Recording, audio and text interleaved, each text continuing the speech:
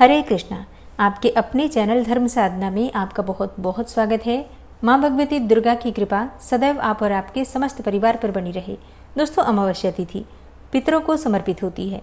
प्रत्येक महीने में आने वाली जो अमावस्या होती है, उस दिन पितरों के निमित्त अगर आप पवित्र नदियों में स्नान करते हैं, उनका तर्पण करते हैं, दान पुण्य इत्यादि करते हैं, तो इससे आपके पितर प्रसन्न होते हैं और पितरों की आत्माओं को शांति मिलती है। इसके अलावा अगर आप पितृदोष से बहुत अधिक परेशान हैं, आपके जीवन में आपके कार्यों में बहुत अधिक बाधाएं आ रही हैं, जैसे कि अगर आप आर्थिक तंगी से बहुत अधिक परेशान हैं, या फिर बहुत समय से लंबी बीमारी से परेशान हैं, कर्ज से परेशान हैं, या फिर घर में बहुत अधिक कलह क्लेश रहता है, इस प्रकार की कोई भी परेशानी हो, या कई बार क्या होता है कि जब पितृदोष होता है तो घर में मांगलिक कार्य रुक जाते हैं, जैसे कि विवाह इत्यादि ना होना, या फिर घर में कोई संतान न होना, तो वंश की वृद्धि रुक जाती है अगर आपके घर में पितृदोष होता है। तो ऐसे में अमावस्या तिथि पर अगर आप उपाय करते हैं अपने पितरों की आत्माओं को तृप्त करने के लिए, उन्हें प्रसन्न करने के लिए, तो आपके पितर प्रसन्न होते हैं और पितृदोष से आपको मुक्ति मिल जाती है। तो आपके कार्यों में जो बाधाएं आ रही होती हैं, उनसे भी आपको मुक्ति मिल जाती है। सभी कार्य आपके पितरों के आशीर्वाद से सफलतापूर्वक हो जाते हैं। इसलिए प्रत्येक मास की अमावस्या बहुत महत्वपूर्ण होती है। तो आज की वीडियो में आप जानेंगे कि आषाढ़ मास की अमावस्या कब है, अमावस्या की तिथि कब प्रारंभ हो रही है, कब समाप्त हो रही है। अच्छा, बहुत से भक्त हैं जो कि अमावस्या तिथि का व्रत धारण करते हैं, तो अमावस्या का व्रत आपको कब धारण करना है, पितरों के तर्पण का शुभ मुहूर्त क्या है और किस प्रकार से पितरों का तर्पण या फिर पूजा इत्यादि हम कर सकते हैं, आषाढ़ मास की अमावस्या पर क्या करना चाहिए और क्या नहीं करना चाहिए, संपूर्ण जानकारी आपसे आज की वीडियो में शेयर करूंगी। तो बहुत महत्वपूर्ण है आज की वीडियो, पूरा जरूर देख लीजिए। और अगर वीडियो अच्छी लगे तो इसे लाइक भी जरूर कीजिए, क्योंकि आपके लाइक्स आपके कमेंट्स मेरे लिए बहुत महत्वपूर्ण होते हैं। ये एकमात्र जरिया हैं जिनसे मुझे पता चलता है कि आपको ये वीडियो अच्छी लगती हैं और आपके लिए ये वीडियो उपयोगी है। तो अगर वीडियो अच्छी लगे तो लाइक तो जरूर ही किया कीजिए। तो सबसे पहले जानते हैं कि अमावस्या की तिथि कब प्रारंभ हो रही है, कब समाप्त हो रही है और आषाढ़ मास की अमावस्या कब मनाई जाएगी। तो देखिए, आषाढ़ मास की अमावस्या तिथि का प्रारंभ हो रहा है 24 जून 2025 को शाम को 7 बजे और अमावस्या तिथि का समापन हो रहा है 25 जून की शाम को 4:02 पर। ऐसे में सूर्योदय कालीन अमावस्या तिथि हमें प्राप्त हो रही है 25 जून को। तो 25 जून 2025 बुधवार के दिन आषाढ़ मास की अमावस्या मनाई जाएगी।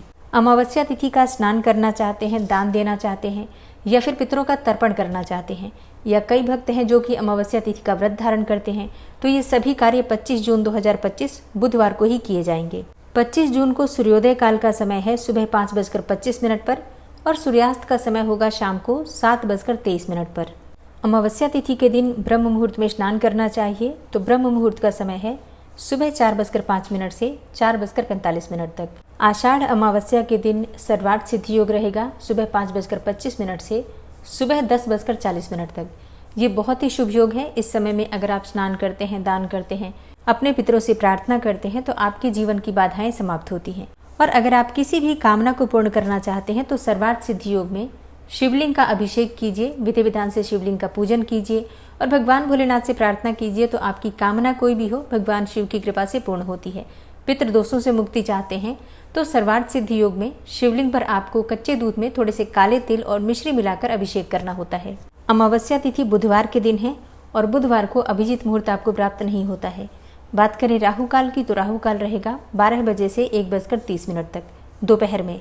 अमावस्या तिथि पर शाम के समय विशेष रूप से पितरों के लिए दीपदान करना चाहिए और माता लक्ष्मी की आराधना करनी चाहिए। तो गोधूली वेला का जो समय होता है, संध्या मुहूर्त जो होता है, वो शुभ मुहूर्त आपको प्राप्त हो रहा है शाम को 7 बजे से 8:23 तक। इस समय में अपने घर के आसपास कोई मंदिर हो तो वहां पर जाकर दीपदान करना चाहिए। घर के मुख्य द्वार पर अपने पितरों का स्मरण करते हुए दीपदान आप कर सकते हैं। अच्छा, पितरों की कोई फोटो अगर आपने घर में लगा रखी है तो वहीं पर आप दीपदान कर सकते हैं। घर में जो भी पौधे हैं, जैसे कि तुलसी का पौधा हो, केले का पौधा हो, आंवले का पौधा हो, तो वहां पर भी आप दीपदान कर सकते हैं। पीपल आसपास हो तो पीपल के वृक्ष के नीचे शाम को जाकर दीपदान अवश्य करना चाहिए, लेकिन सूर्यास्त होने से पहले ही पीपल के नीचे दीपदान करना है, इस बात का आपको ध्यान रखना है। अब बात करें कि अमावस्या तिथि पर हमें क्या करना चाहिए और क्या नहीं करना चाहिए। देखिए, सबसे पहले पितृदोष अगर आपके घर में है, वास्तु दोष है, कोई ग्रह दोष है जिसकी वजह से आप परेशान हैं, तो अपने घर की मुख्य रूप से जो सफाई होती है वो आज के दिन आपको ज़रूर करना है। प्रत्येक अमावस्या पर अगर आप अपने घर की साफ सफाई करते हैं, अच्छी तरह से डीप क्लीनिंग करते हैं, तो आपके जीवन की परेशानियां बहुत जल्दी समाप्त हो जाती हैं। सभी प्रकार के दोष, ग्रह दोष हो या फिर वास्तु दोष हो या फिर पितृ दोष हो, सभी दोष समाप्त हो जाते हैं। बस इतना ध्यान रखिए, जब आप साफ सफाई करते हैं तो जो भी कूड़ा कचरा निकलता है, कुछ टूटी फूटी सामग्री होती है जैसे कि कोई प्लास्टिक का सामान हो, कोई बिजली का सामान हो जो कि खराब हो, प्रयोग में आप नहीं लाते हैं, ऐसे सामान को आप आज के दिन ज़रूर निकाल दीजिए। तो कबाड़ निकालने के लिए अमावस्या तिथि सर्वाधिक श्रेष्ठ है। इससे आपके जीवन की जो नकारात्मक ऊर्जा है समाप्त हो जाती है। घर की साफ सफाई करने के बाद आपको स्नान करना होता है, तो सुबह आप जल्दी उठ जाइएगा, उठकर नित्य कर्मों से निवृत्त हो जाइए, घर की साफ सफाई कर लीजिए, फिर स्नान कर लीजिए। स्नान करने के बाद अपने घर में, पूरे घर में गंगा जल में थोड़ा सा हल्दी मिलाकर उसी से आपको पूरे घर में जल के छींटे देने हैं। आज अमावस्या तिथि है तो अपने घर के मुख्य द्वार की अच्छी तरीके से साफ सफाई करनी चाहिए, मतलब सब कुछ अच्छे से साफ हो जाए और इसके बाद अच्छे से जल से धो लीजिए चौखट को। और फिर जब आप स्नान कर लेते हैं तो घर के मुख्य द्वार के दोनों तरफ आप चाहें तो दीप प्रज्वलित कर सकते हैं या फिर आप चाहें तो कपूर प्रज्वलित कर सकते हैं। लेकिन हाँ, दीप प्रज्वलित करना हो या फिर कपूर प्रज्वलित करना हो, ये कार्य आपको सूर्योदय से पहले ही कर लेना चाहिए।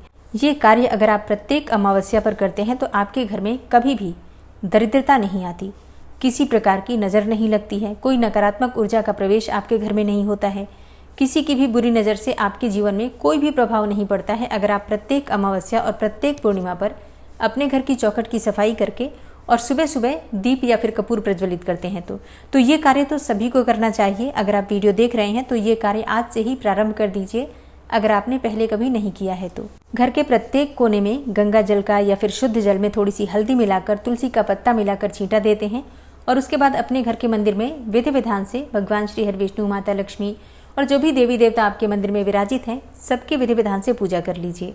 फिर घर के आसपास अगर कोई मंदिर है तो मंदिर जाकर पूजा कर सकते हैं। जैसा मैंने आपको बताया, आज अगर आप शिवलिंग पर कच्चे दूध में थोड़ा सा काला तिल, जल और मिश्री मिलाकर अभिषेक करते हैं शिवलिंग का, तो इससे आपके जीवन की बहुत सारी परेशानियां स्वतः ही समाप्त हो जाती हैं। चाहे आप पितृदोष से परेशान हो या फिर शनि राहु जनित कोई भी पीड़ा हो, तो इससे भी आपको मुक्ति मिल जाती है। शनि की 7.5 से परेशान हो, ढैया से परेशान हो, तो ये उपाय आपको ज़रूर करना चाहिए। घर के आसपास कोई पीपल का वृक्ष हो तो वहाँ भी जाकर आपको पीपल की जड़ में मीठा जल अर्पित करना है और धूप दीप से पीपल की पूजा करनी है। पीपल की पूजा सूर्योदय के बाद ही प्रारंभ होती है, तो सुबह 5:25 से 10 बजे तक आप पीपल की पूजा कर सकते हैं। घर के मुख्य द्वार पर आपको आज स्वास्तिक अवश्य बनाना है। हल्दी, रोली और थोड़ा सा घी उसमें मिलाकर, या फिर आप चाहें तो जल मिला सकते हैं, गंगा जल या फिर गुलाब जल मिलाकर उसी से घर के मुख्य द्वार के दोनों तरफ आपको स्वास्तिक बनाना है और उस स्वास्तिक का धूप दीप जलाकर पूजा भी करना है। ठीक है, बिना पूजा के जो हम स्वास्तिक बनाते हैं उसका हमें कोई भी फल प्राप्त नहीं होता। तो स्वास्तिक अगर बना रहे हैं तो पूजा उसकी अत्यंत आवश्यक है। अमावस्या तिथि है तो दान करना अत्यंत आवश्यक है। अब दान आप किन चीज़ों का कर सकते हैं? देखिए, अमावस्या तिथि पर अपने घर में ब्राह्मण को भोजन कराना चाहिए। अगर ऐसा संभव न हो तो क्या करें? तो ब्राह्मण के निमित्त भोजन की कच्ची सामग्री निकाल दीजिए, सीधा निकाल दीजिए और वो आप किसी ब्राह्मण को दान कर सकते हैं, किसी मंदिर में दान कर सकते हैं, किसी पुजारी को दे सकते हैं। और अगर ब्राह्मण ना मिले तो किसी भी ज़रूरतमंद को, जो कि सुपात्र हो, सुयोग्य हो, ऐसे व्यक्ति को आप दान कर सकते हैं। अमावस्या तिथि पर गाय को, कुत्ते को और कौवे को रोटी अवश्य देनी चाहिए। इसी प्रकार से पक्षियों के लिए आप दाना डाल सकते हैं, गरीबों को भोजन करा सकते हैं, अन्नदान कर सकते हैं। देखिए, आज दान तो अपनी इच्छा के अनुसार, अपनी क्षमता के अनुसार कितना भी आप कर सकते हैं। जो भी आपके सामर्थ्य हो उसके अनुसार आप दान कर सकते हैं, या फिर जैसे कि घर के आसपास कोई जीव हो तो उन्हें भी आप भोजन करा सकते हैं। ठीक है। अच्छा, एक चीज़ का ध्यान रखना है, अमावस्या तिथि पर कहा जाता है कि गंगा में स्नान करें, किसी पवित्र नदी में स्नान करें, लेकिन सबके लिए ऐसा संभव नहीं होता है। तो अपने घर में गंगा जल मिश्रित जल से आपको स्नान करना है। तो परिवार में जितने भी सदस्य हैं सभी के लिए गंगा जल मिश्रित जल से स्नान करना अत्यंत आवश्यक है। ठीक है। अच्छा, अमावस्या तिथि जब बुधवार के दिन आती है तो इसका महत्व बहुत अधिक बढ़ जाता है। ऐसे में अगर आप आज के दिन गाय को चारा खिलाते हैं, हरा चारा खिलाते हैं, तो इससे आपके पितरों का आशीर्वाद आपको प्राप्त होता है। आपके कारोबार में सफलता मिलती है, धन में वृद्धि होती है, आर्थिक तंगी समाप्त होती है। बच्चों की पढ़ाई लिखाई अगर ठीक नहीं चल रही है तो इस उपाय को करवाइए, बच्चों के हाथों से चारा दिलवाइए, उससे उनको लाभ होगा। धन की तंगी को दूर करने के लिए अमावस्या तिथि सर्वाधिक श्रेष्ठ है। आज के दिन माता लक्ष्मी की आराधना अगर आप करते हैं, मंत्रों का जप करते हैं, माता लक्ष्मी के सामने शुद्ध घी का दीपक जलाकर विधि विधान से श्री हरि विष्णु और माता लक्ष्मी की पूजा आराधना करके वहीं बैठकर आपको मंत्रों का जप करना है। माता लक्ष्मी की कृपा की प्राप्ति के लिए आपको श्री सूक्त का पाठ करना है, चाहे तो कनकधारा का पाठ कर सकते हैं या फिर संपुटित श्री सूक्त का पाठ कर सकते हैं। अगर आप ये पाठ नहीं कर पाते हैं तो कोई छोटा सा मंत्र ले लीजिए, ओम श्रीम श्रीयै नमः। इस मंत्र का अधिक से अधिक संख्या में जप कीजिए। अमावस्या तिथि पर माता लक्ष्मी की आराधना करने से पीढ़ी दर पीढ़ी माता लक्ष्मी की कृपा आपको प्राप्त होती रहती है।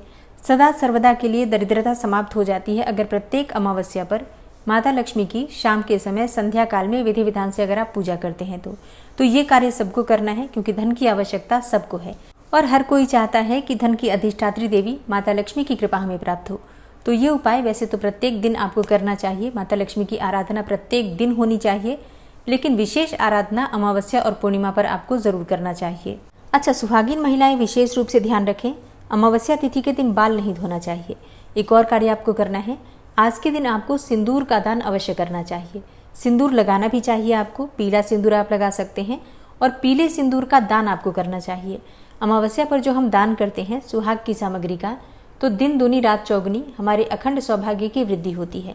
इसलिए अमावस्या पर आपको दान सिंदूर का अवश्य करना है। ठीक है, तो ये तो बात हुई कि अमावस्या तिथि पर आपको क्या करना चाहिए।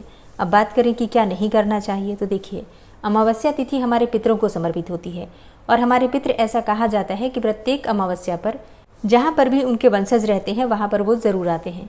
ऐसे में आप अपने घर में ध्यान रखें, कलह क्लेश ना करें। घर में किसी भी प्रकार से तामसिक चीज़ों का प्रयोग ना हो, तामसिक चीज़ें भोजन में ना बने। मतलब मांस, मदिरा, लहसुन, प्याज इत्यादि का भोजन अगर आप नहीं बनाते हैं आज के दिन तो सर्वाधिक श्रेष्ठ होगा।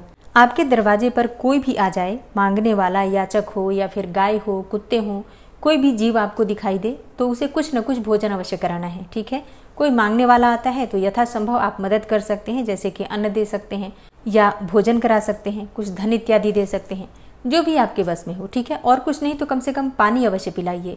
कोई भी घर आता है तो आप उसे ऐसे ही खाली नहीं लौटाएंगे, क्योंकि कहा जाता है कि किसी न किसी वेश में हमारे पितृ, हमारे पूर्वज अमावस्या तिथि पर हमसे जरूर मिलते हैं। तो आपको इस बात का ध्यान रखना है। घर की जो दहलीज होती है, घर का जो मुख्य द्वार होता है, ऐसा कहा जाता है कि वहाँ पर पितरों का वास होता है और इसीलिए कहा जाता है कि घर के द्वार को, घर के मुख्य द्वार को, घर की दहलीज को प्रतिदिन अच्छी तरीके से साफ सुथरा करके रखना चाहिए। तो आषाढ़ मास की अमावस्या पर क्या करना चाहिए, क्या नहीं करना चाहिए, आज की वीडियो में ये संपूर्ण जानकारी मैंने आपसे शेयर की। इसके अलावा अगर आपका कोई प्रश्न हो तो आप कमेंट बॉक्स में लिख सकते हैं। और आषाढ़ मास की गुप्त नवरात्रि का प्रारंभ हो रहा है 26 जून 2025 से, गुरुवार से। तो गुप्त नवरात्रि की जो वीडियो है, जितनी भी वीडियो है चैनल पर अपलोड हो चुकी हैं, आप लोग जरूर देख लीजिए। इसके अलावा गुप्त नवरात्रि में प्रतिदिन किस प्रकार से पूजा आराधना करें, कौन से मंत्रों का जप करें, नवरात्रि में 10 महाविद्याओं की आराधना और 9 स्वरूपों की आराधना किस प्रकार से करें, सबकी कथा और पूजा विधि की वीडियो आपको प्रतिदिन मिल जाया करेगी। तो चैनल से जुड़े रहिए। और अगर आपका कोई प्रश्न हो गुप्त नवरात्रि से संबंधित तो आप कमेंट बॉक्स में जरूर लिख दीजिए, ताकि सही समय पर आपको सारी जानकारी प्राप्त हो जाए। उम्मीद करती हूँ ये वीडियो आपके लिए उपयोगी होगी। वीडियो अच्छी लगी हो तो लाइक कीजिए, शेयर कीजिए और चैनल पर पहली बार आए हैं तो सब्सक्राइब करके बेल आइकन को जरूर प्रेस कर लीजिए अगर आपको आज की वीडियो अच्छी लगी है तो। मिलती हूँ मैं आपसे अगली वीडियो में, तब तक के लिए जय श्री राधे।